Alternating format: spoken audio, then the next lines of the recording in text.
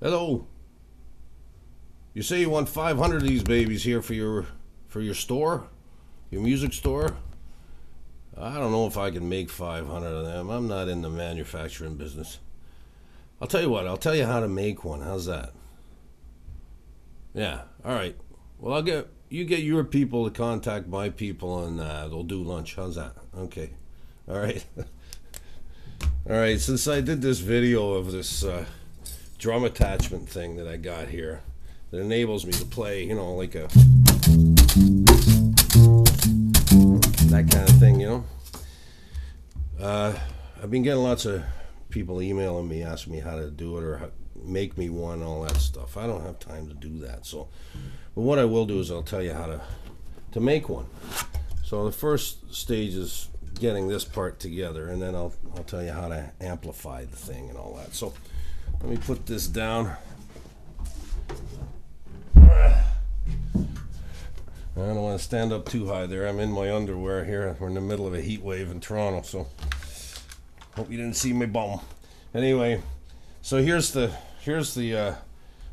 well, I guess I've been calling it the gazinki all along, but really all it is, and it's pretty simple. It's a sponge, right?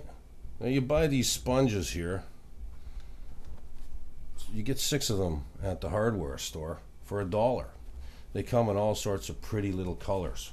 Now, I just picked this one color here, but they got, you know, you can pick the one that says you, and stick a drum head. This is like a coated drum head, you know, especially for brushing, because it's got a nice wisp to it. Anyway, I glued it on, right? And then after the gluing, I staggered to bed, and then the next day I got up and I cut around the shape. Just cut the excess off, cut the shape around the sponge, and then you stick it in there. Now the other thing you got to do though is because you're hitting this thing. Hang on, I'll get the base again. Is that when you're putting this thing in, you're hitting it, so it tends to it moves, you know, especially you get excited in the song. So you need to secure it with something. So while you're at the hardware store, you know what these are?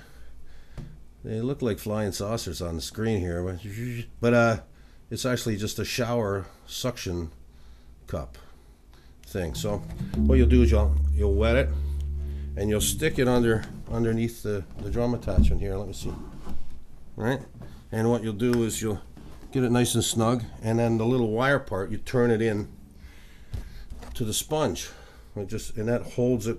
You can beat the living daylights of this thing, it won't move, you know. So that's that part of it.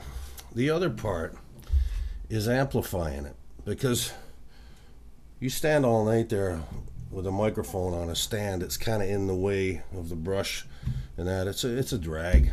So I decided I'd figure out how to MacGyver a little microphone in there. So this is what I did. I went to Spytech, which is a store. I don't know if they have them in the States or Britain or whatever, but I went to Spytech, and it's where all the spies go. You know, you'll find one of these little condenser microphones. Now I paid $50 Canadian for this, and it's well, it needs phantom power, right? So what I did was I cut a hole in the back here, and right to the skin, and I put another little hole here with a pen, but not too big, and then I run the mic through it until it just sort of sits snugly right where the hole is there, pointing straight out. I figured it would be better not to have the mic pointing straight up because of the sound pressure. So it's a good quality mic for what it is. Sit it sideways, sit it there, right?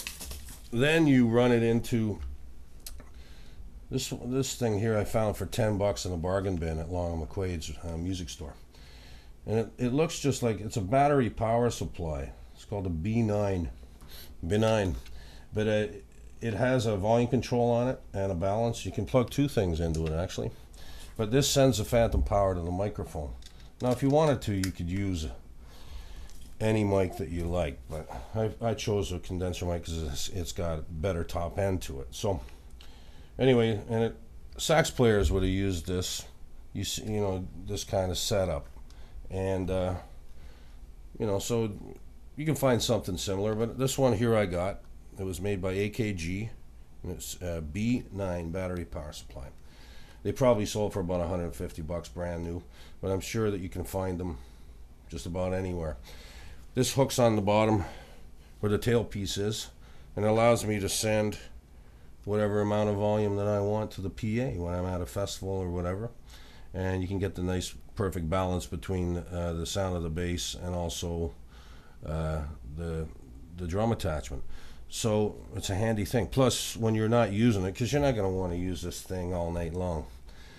Although I did it first just to get used to it, but you know, I use it 2 or 3 songs a set. You turn off the volume when you're not using it, and then just stick this down underneath the strings and the tailpiece. It works out great. It's almost like I thought of it myself. But anyway, there's guys in Nashville in the 40s and 50s like Ernie Newton and Leighton and Chance. They would work out of they would work with a lot of artists like Lefty Frizzell and Hank Williams and that. They played the Grand Ole Opry, and then days they wouldn't allow drummers at the Grand Ole Opry. So I guess this was their way of getting around it. Now their drum attachment was a lot different. It was quite a lot bigger, and it was screwed right into the belly of the bass.